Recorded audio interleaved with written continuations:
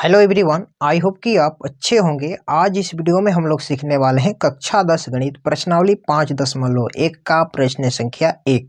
तो ज़्यादा टाइम को वेस्ट ना करके आइए वीडियो को शुरू करते हैं। देखिए क्वेश्चन दिया हुआ है। क्वेश्चन है पहला, निम्नलिखित स्थितियों में से किन स्थितियों में संबंध संख्याओं की सूची एपी है और क्यों है। यानी कि एपी है तो आखिर क्यों है, इसका हमें कारण देना है। ठीक है, फर्स्ट क्वेश्चन है इसमें का, बोल रहा है प्रथम किलोमीटर के बाद का टैक्सी का किराया, जबकि प्रथम किलोमीटर के लिए किराया 15 रुपया है।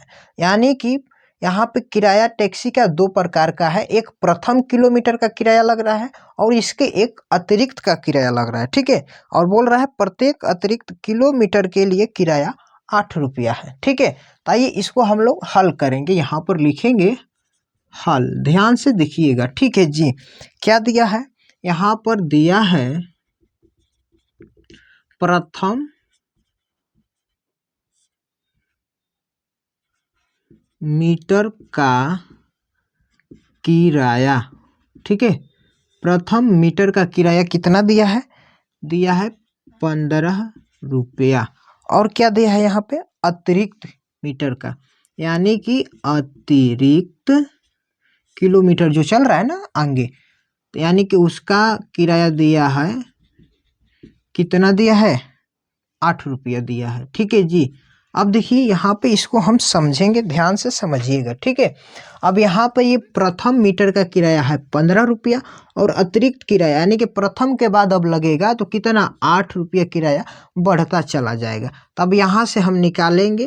तो देखिए सबसे पहले हमारा ए निकल गया। ए का मतलब होता है प्रथम पद समानांतर श्रेणी में। ठीक है, ए बोलिए या आप A1 बोलिए। तो A1 का मान हो गया है 15। ठीक है, फिर अब हम क्या निकालेंगे, A2 निकालेंगे। यानी कि A2 का मान कैसे निकलेगा, तो यहाँ पर होता है A प्लस डी। ए का मतलब होता है प्रथम पद और डी का मतलब होता है सार्व अंतर, यानी कि जो कि अतिरिक्त किराया। इसको हम डी भी बोल सकते हैं। क्या बोल सकते हैं, डी बोल सकते हैं। और इस वाले भाग को हम ए बोल सकते हैं। ठीक है, तो यानी कि देखिए यहाँ पर ए का मान क्या है, यहाँ पर 15 रुपया है, तो यहाँ पर लिख देंगे। और डी का मान क्या है, 8 रुपया। तो यानी कि 15 और 8 को जोड़ेंगे तो कितना हो जाएगा, ये 23 रुपया हो गया। ठीक है, यानी कि प्रथम किराया हो गया 15 रुपया और दूसरा किराया कितना हो गया, 23 रुपया। अब तीसरा किराया भी निकालेंगे, यानी कि A3 का मान निकालेंगे तो ये हो जाएगा आपका A प्लस 2D। यानी कि 3 पूछेगा तो यहाँ पर एक माइनस करके डी से गुणा कर देना है। ठीक है, तो अब देखिए यहाँ पर ए का मान है आपका 15 प्लस 2 गुणे डी का मान है आपका 8।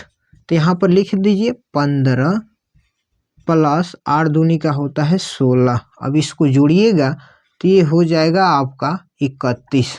कितना हो जाएगा, 31 रुपया हो जाएगा। तो यानी कि अब हमारा एपी में है, इसे सजा लेंगे, एपी के पद में इसे हम सजा लेंगे। तो प्रथम पद का आया है हमारा 15 और उसके बाद आया है दूसरा पद 23 और तीसरा पद आया है 31। यानी कि और इसमें 8 जोड़ते जाएंगे तो क्या आएगा, अगला पद निकलता जाएगा। लेकिन हमें जोड़ना नहीं है, अब हमें क्या निकालना है, सर्वांतर निकालना, यानी कि डी निकालना है। ठीक है, तो डी का मतलब होता है D1 हम निकालेंगे। तो D1 का फार्मूला होता है A2 minus A1, A2 minus A1। तो इस वाले पद को हम A1 बोलते हैं, इस वाले को A2, इसको A3, इसी तरह बढ़ता चला जाएगा। ठीक है, तो अब देखिए A2 का मान यहाँ पर है 23 माइनस A1 का मान है आपका 15। तो यहाँ पर 15 कर देंगे। अब देखिए घटाएंगे तो ये हो जाएगा 8।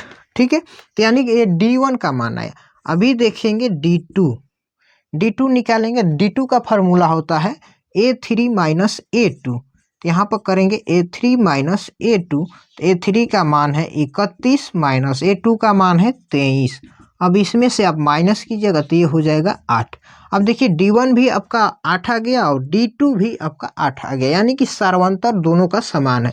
तो यानी कि AP का पद में कब होता है, जब उसका सर्वांतर समान होता है। तो अब यहाँ पर देखिए ये जो AP है क्या है, ये AP के पद में है। अब यहाँ पर हम लिखेंगे अतः सर्वांतर समान है, सर्वांतर जिसको डी बोलते हैं, ठीक है। सर्वांतर समान है, इसलिए यह एपी में है, ठीक है।